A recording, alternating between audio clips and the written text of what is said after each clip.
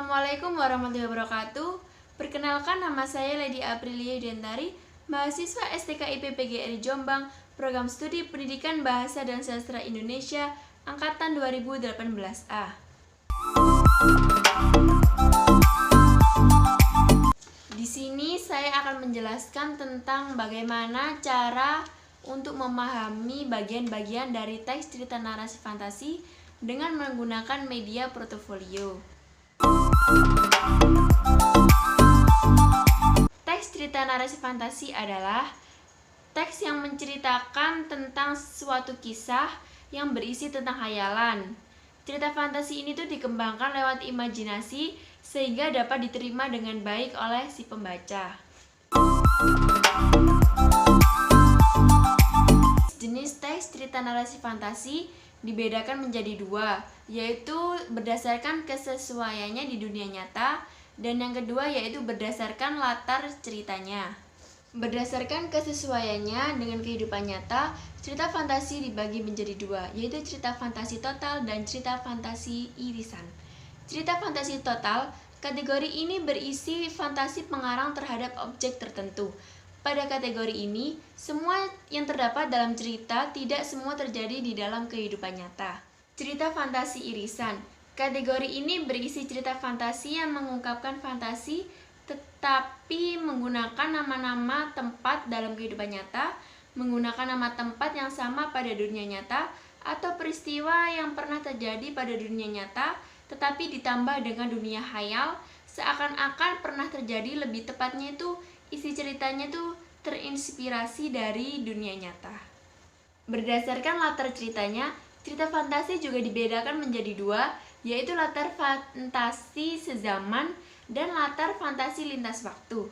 Yang latar fantasi sezaman itu maksudnya latar yang digunakan satu masa, atau fantasi masa kini, masa lampau, atau masa yang akan datang. Sedangkan latar fantasi lintas waktu itu berarti cerita fantasi yang menggunakan dua latar waktu yang berbeda ya. Misalnya itu masa sekarang dengan masa yang zaman lampau atau zaman prasejarah. Misalnya juga masa sekarang dengan masa 50 tahun mendatang. Yang pertama, orientasi atau pembukaan, yaitu di mana pengarang memberikan pengenalan tentang tema, penokohan, dan sedikit alur cerita kepada para pembaca.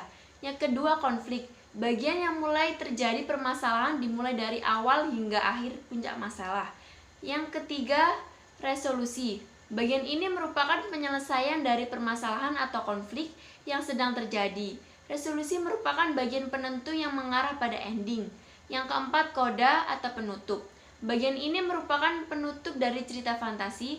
Ending dibedakan menjadi dua, yaitu happy ending dan sad ending, atau akhir cerita sedih dan akhir cerita bahagia. Yang pertama ada keajaiban, kemisteriusan, dan keanehan. Cerita fantasi yang mengungkapkan hal-hal yang supranatural, kegaiban, dan kemisteriusan yang tidak ditemui dalam kehidupan nyata. Yang kedua, ide cerita. Ide cerita terbuka dalam daya khayal pengarang atau penulis, tidak dibatasi oleh realitas yang ada atau kehidupan nyata. Ide juga berupa irisan antara dunia nyata dan dunia khayal. Ide cerita terkadang bersifat sederhana, namun mampu memberikan pesan terhadap si pembaca. Yang ketiga yaitu menggunakan berbagai latar atau lintas ruang dan waktu. Alur dan latar cerita narasi fantasi ini tuh memiliki ciri khas. Peristiwa yang dialami oleh tokoh terjadi pada dua latar, yaitu latar yang masih ada dalam kehidupan sehari-hari dan juga latar yang tidak ada dalam kehidupan sehari-hari. Rangkaian peristiwa cerita fantasi menggunakan berbagai latar yang bisa menerobos dimensi ruang dan waktu. Yang keempat yaitu tokoh unik atau mempunyai kesaktian. Tokoh dalam cerita fantasi ini tuh memiliki ciri khas yang unik yang tidak ada dalam kehidupan nyata. Contohnya itu memiliki kesaktiannya itu seperti bisa berbicara dengan hewan, bisa menghilang, bisa terbang, dan lain sebagainya. Yang kelima, bersifat fiksi. Cerita fantasi ini sifatnya itu fiktif. Maksudnya itu tidak dalam kehidupan nyata, tidak terjadi dalam kehidupan nyata. Bisa dibilang ini tuh kayak khayalan gitu. Yang keenam, yang terakhir, yaitu bahasa. Penggunaan bahasa sinonim pada cerita dengan emosi yang kuat dan variasi kata yang cukup menonjol. Bahasa yang digunakan sangat beragam atau variatif, ekspresif, dan menggunakan ragam percakapan atau bahasa yang formal. Yang pokoknya bahasa yang mudah dipahami oleh si pembaca itu adalah kumpulan dari materi teks cerita narasi fantasi, mulai dari pengertian, jenis-jenis, dan juga ciri-ciri dari teks cerita narasi fantasi. Selanjutnya, saya akan menjelaskan bagaimana cara mudah untuk memahami bagian-bagian dari teks cerita narasi fantasi yang sudah saya jelaskan tadi ya. Terdapat 4 bagian. Yang pertama itu orientasi atau pembukaan, yang kedua konflik, yang ketiga resolusi, yang keempat, yang terakhir itu ada koda atau penutup. Berikut adalah langkah-langkah untuk memahami bagian-bagian dari cerita teks narasi fantasi dengan menggunakan media portofolio seperti ini medianya. Langkah pertama yang harus dilakukan yaitu yang pertama, guru membagi kelompok dalam kelas yang terdiri dari 5 kelompok. Satu kelompok terdapat 4 anggota kelompok. Yang kedua, guru membagikan tugas portofolio seperti ini ke dalam masing-masing kelompok. Satu kelompok diberi 1 ya. Langkah yang ketiga yaitu guru membagi 1 cerita teks narasi fantasi ke dalam masing-masing kelompok tadi. Tetapi cerita yang dibagi tadi itu sudah dipotong-potong seperti ini sesuai dengan bagian-bagian dari teks cerita narasi fantasi yang ada 4 bagian tadi. Lalu memberinya ini double tip guna untuk menempel di tugas portofolio ini.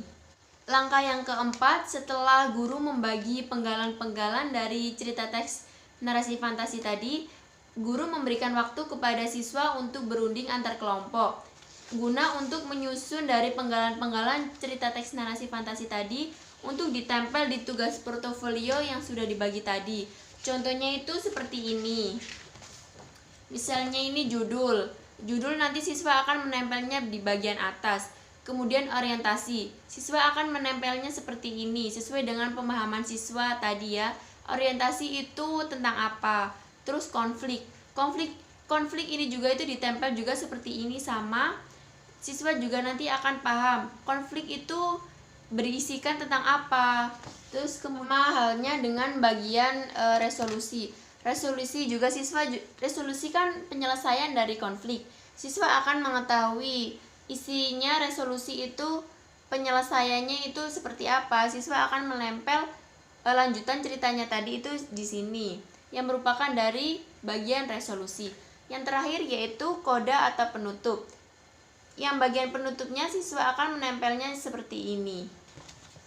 Jadi siswa akan menempelnya bagian-bagian dari teks cerita narasi fantasi tadi itu secara runtut sesuai dengan bagian-bagian dan juga alur ceritanya seperti ini. Langkah yang terakhir yaitu ketika siswa sudah selesai mengerjakan tugasnya, guru meminta per kelompok tadi maju di depan kelas untuk memaparkan hasil yang sudah ia kerjakan berkelompok tadi. Misalnya ini ya, orientasi. Mengapa kok siswa tadi menempelkan penggalan itu di orientasi? Alasannya seperti apa?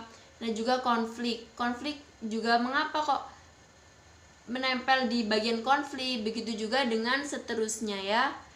Harus disertakan dengan alasan. Guru menanyakan apa alasan kok menempelnya di bagian dari teks narasi tersebut. Menggunakan media tugas portofolio itu siswa lebih enjoy karena bermain sambil belajar, dapat menguji kreativitas, kekompakan antar anggota kelompok, serta lebih kritis dalam menyelesaikan masalah. Sekian yang dapat saya sampaikan. Mohon maaf apabila ada salah-salah kata.